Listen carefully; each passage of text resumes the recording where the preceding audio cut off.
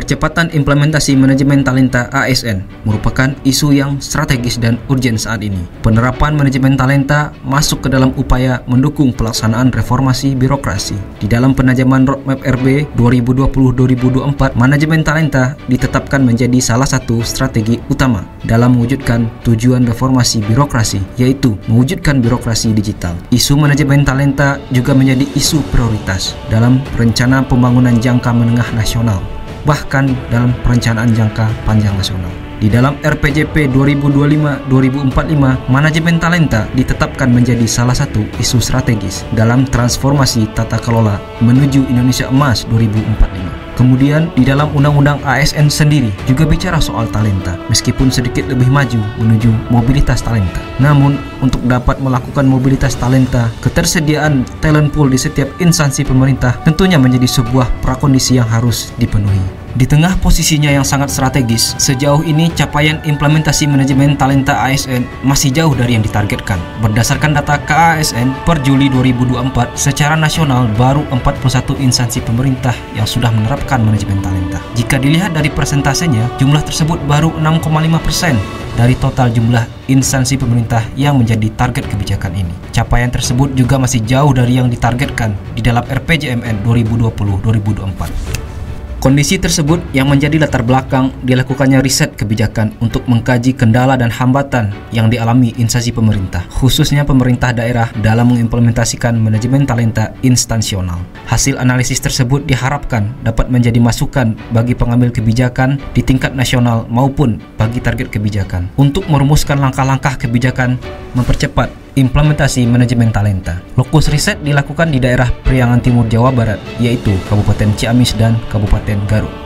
Berdasarkan hasil riset, ditemukan bahwa terdapat beberapa permasalahan dan hambatan dalam percepatan implementasi manajemen talenta di pemerintah daerah. Pertama, perubahan kebijakan di tingkat nasional yang terlalu cepat dalam waktu yang singkat, khususnya kebijakan tentang nomenklatur jabatan pelaksana, di mana perubahan tersebut berdampak pada proses penyiapan berbagai infrastruktur manajemen talenta. Kedua, belum semua pegawai di instansi pemerintah mendukung penerapan manajemen talenta. Ketiga, proses pemetaan talenta membutuhkan waktu yang cukup lama dan sumber daya yang tidak sedikit. Keempat, penilaian kinerja ASN belum dilaksanakan sepenuhnya secara terukur dan objektif. Dan yang kelima adalah data kepegawaian yang valid dan up to date dalam proses manajemen talenta tidak selalu tersedia secara komprehensif. Yang keenam, pemahaman yang masih terbatas tentang perencanaan pengembangan talenta.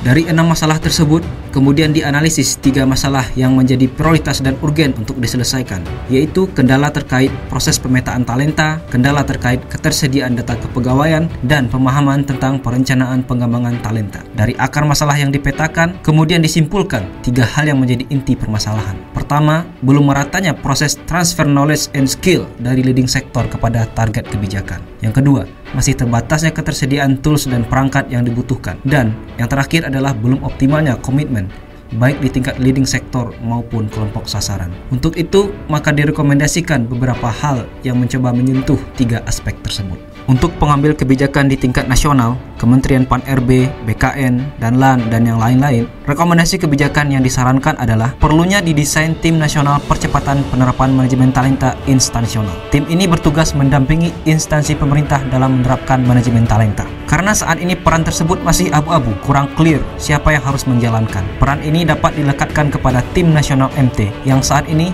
perannya lebih kepada mengelola talent yang masuk ke talent pool nasional. Peran tim tersebut dapat diperluas menjadi mendorong dan mendampingi target kebijakan dalam mengimplementasikan manajemen talenta. Yang kedua, meningkatkan intensitas proses transfer knowledge and skill, baik yang bersifat vertikal maupun bersifat horizontal. Yang bersifat vertikal seperti program coaching klinik yang terencana dan berkelanjutan. Ini menjawab isu tentang komitmen di tingkat leading sektor. Proses transfer knowledge and skill yang bersifat horizontal dapat dilakukan dengan membentuk community of practice manajemen talenta di tingkat provinsi dan menerapkan kebijakan sister in talent management. Yang ketiga, optimalisasi komitmen melalui penetapan rentang waktu minimal. Suatu instansi pemerintah harus menerapkan MT bagi yang sudah mendapatkan nilai baik dalam sistem meritnya. Yang keempat, optimalisasi tools dan perangkat dengan cara mengembangkan berbagai instrumen dan perangkat operasional yang dibutuhkan untuk membantu instansi pemerintah dalam mempercepat penerapan manajemen talenta.